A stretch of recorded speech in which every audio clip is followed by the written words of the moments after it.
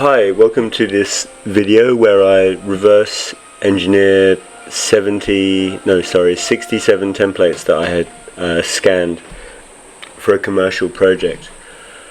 I guess the main things to note with this video are that the file actually got above 10 gigabytes towards the end, so it got a bit difficult to record because my computer was kind of maxing out.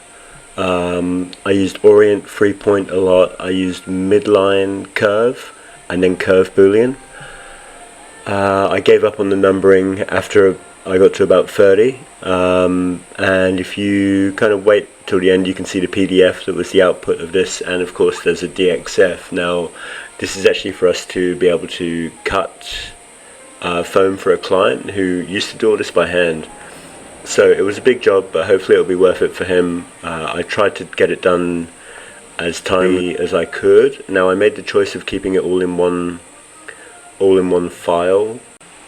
So yeah, one file. Now the advantage of that was that I could have all the data in one place, and when the client wants to make future adjustments, if he does, then it's easy to find and it's easy to compare, and gives me lots of options for nesting. The disadvantage was just that I found I started getting quite a lot of lag, meaning that at times it would take up to 5-6 minutes to save when it was around 5 gigabytes, and then once it got up to 10 gigabytes I actually turned off autosave, which didn't cause me problems. But it was taking a very long time to save.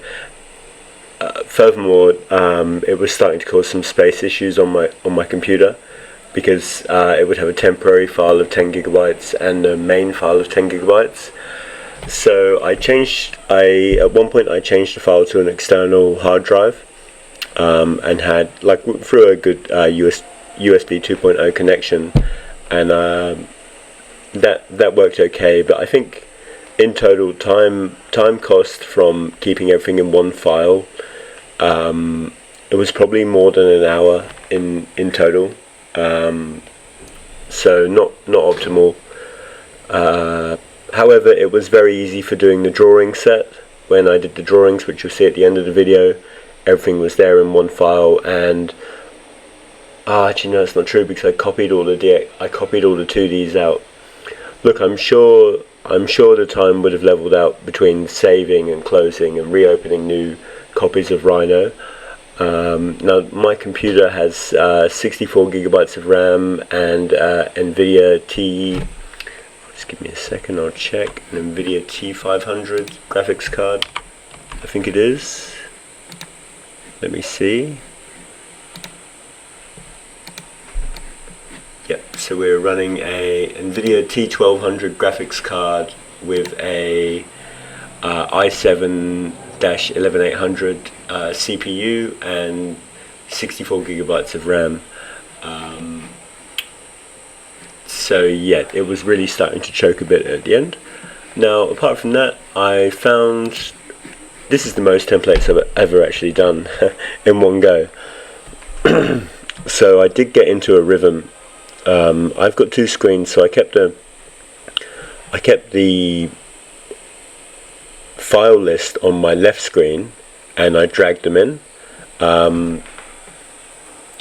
and so that works pretty well. And what I would do is I would copy the file name, so I'd double select the file name in File Explorer, F2, Control C, create a new layer. No, duplicate my layer, which had name, line, scan. This is in Rhino. Duplicate the layer, then rename the top level of the layer using paste from where I copied it from the input file. Now that worked pretty well, and I did find it was those small gains that started getting me to quite a good speed. Now I think I started to hit about one every 2 to 3 minutes. Although that's not including processing time, like the computer moving the file in. The Orient 3-point, which I have a great tutorial for, and it's the exact technique I used, worked brilliant. I did find, however, some of the scans which I'd done they presented upside down, and I was kind of picking points in top view, and then I was orient free pointing my scans down onto the ground plane, and I was finding that they would be upside down. So I started going to front view to check. Now after a while I realized that they were coming in upside down. Almost everyone actually came in upside down. Now the scanner I was using was 9scan HX with XScan software, which is a brilliant setup. I don't know why they were all coming in upside down. Maybe that's something I'll look into. So obviously I just started rotating underneath, placing my 3 points and doing orient 3 point, and that got me through that. Yeah, so I was pretty strict with my layer structure, as I mentioned earlier. Just right click on the layer, duplicate, rename the top level. At the beginning I was using a dot for the name, and as time progressed I stopped using the dot and just relied on the layer name. And I actually used purge. At some point I deleted dots using the cell dot command and used purge to get rid of all dots. So that worked pretty well. What else did I do? Yeah, so as I said, midpoint line, curve boolean, and then a bit of point editing where required. Now the tolerance for this job is about 1mm because it's a foam kit. So I'm pretty confident that I was within 1mm everywhere. Hopefully better than that, more like 0.3 of a millimeter would be great. So that was good, and I think I'm running out of things. Here to comment on, really. So yeah, I hope you find some value out of watching this. It's definitely the most templates I've ever done, and I think the things that have a big impact are if you do single files or combined files, although I do feel like that may catch you at the end, you know, when you have to open all those individual files. I was quite happy doing my drafting and dimensioning.